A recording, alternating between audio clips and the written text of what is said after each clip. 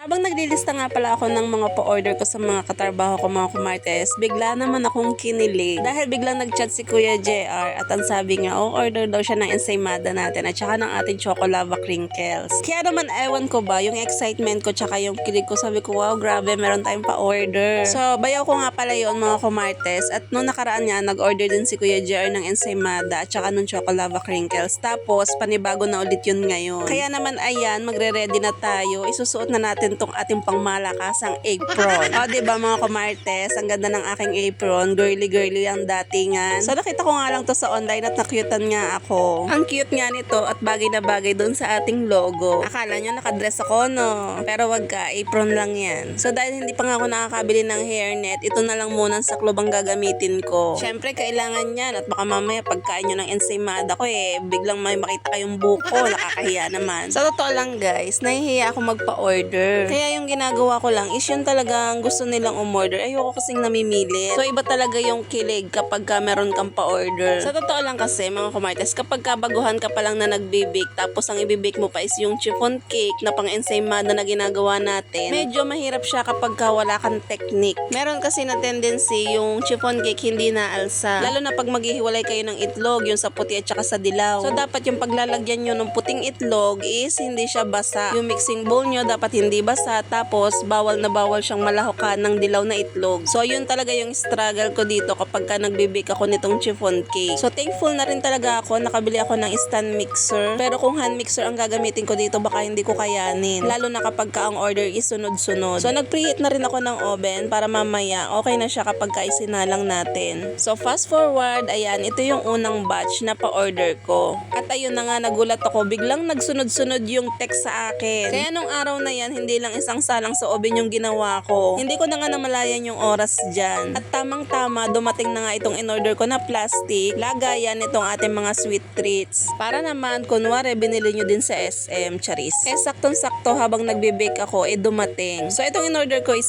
small lang, kasya dito yung 2 box nitong ating ensaymada. So hindi na rin mahihirapan yung mga customer natin kasi may bit-bitan na, kasi nung una sa supot lang nakalagay. So ayan, kita nyo naman, kasya nga dito yung 2 box ng ating ensaymada. Tapos ayun nga, nung nag-post pa nga ako, ala, biglang nagsunod-sunod na nga yung order. So nakalimang sala nga ako dyan sa oven, bukod pa yung chocolava crinkles. Kaya naman pagtingin ko sa oras, akala ko napakaaga pa. At hindi ko na nga rin namalaya na hindi pa pala ako nakakain yan, pero hindi ako nakakaramdam ng gutom. Sa mga kumartes, nakakapag-bake lang ako kapag ka-rest day ko. Kaya naman kung o-order kayo ng rush, baka hindi ko magawa. Yung iba naman, willing naman silang mag-antay kung kailan ko sila pwedeng gawan. So hindi rin naman ako gumagawa ng labis-labis, lalo na kapag ka walang order. Dahil syempre, gusto ko kapag ka natanggap nyo itong ating ensaymada is bagong bake talaga siya. So itong order na to is saktuhan lang, hindi ko na nga natikman to kung anong lasa, bahala na po kayo ang humusga. Ito naman yung chocolava crinkles natin. Ito naman, mas bet ito ng mga bata. Hindi sobrang tamis yung tinapay niya at ang nagbibigay ng tamis talaga dyan yung palaman sa gitna. Para sa akin kasi yung chocolava crinkles, mas masarap siya kapag ka dessert. So yung mamon ensaymada naman, mas bet ko siya kapag ka almusal sa umaga or pwede ding merienda sa hapon. So dito nga, ililista ko yung mga order ng katrabaho ko kasi baka malimutan kong gawan. So hindi natin pwedeng kalimutan yung mga katrabaho ko kasi sila yung masugid kong mga customer. So for the first time mga kumartes, ngayon lang ata ako nakapagpa-order ng ganito kadami. Parang bigla akong na-overwhelm. Parang sabi ko, Lord, teka, hinay-hinay muna. Kaya ba ng powers ko? So ayan yung sinasabi ko sa inyo. Kung napanood nyo yung vlog ko na bumili ako sa All About Baking, na 2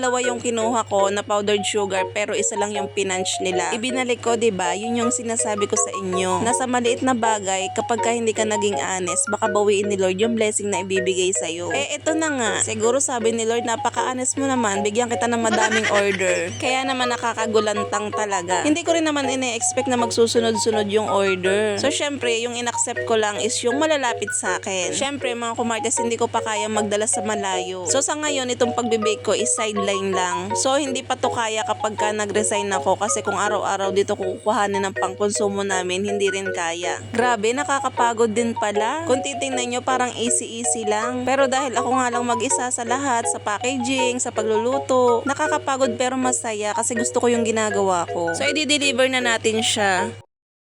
Deliver na tayo. Mamaya na ako liligo. Pagdating. So, ayan. May nagpahabol pa ng chocolate crinkle si Shermaine. So, dadalhin na din natin. Woo! Thank you! Ito namang asawa ko mga kumarte, suportado naman yan ako. Lalo na kapag ka magdi-deliver ng order, pero dito nga lang sa malapit. Minsan siya yung pinakikisuyuan ko na pumunta kay ate para magdala ng mga ititinda ni ate. Hindi ko pa naman siya naririnig na magreklamo, pero kung magrereklamo siya, subukan niya, charis. So ngayon, kasama ako kasi medyo madami itong i-deliver natin. Ito nga daw ay nakikita ni Jade sa mga vlog ko, kaya sabi sa mama niya, umorder daw. Kaya naman ayan, si Kumarites Jade, craving satisfied na naman. So ayan, pagdating nga dito ay nakasalubong na namin si Shermaine. Thank you so much, Shermaine, sa order. At ito si Jade, yung honest review niya. Hati.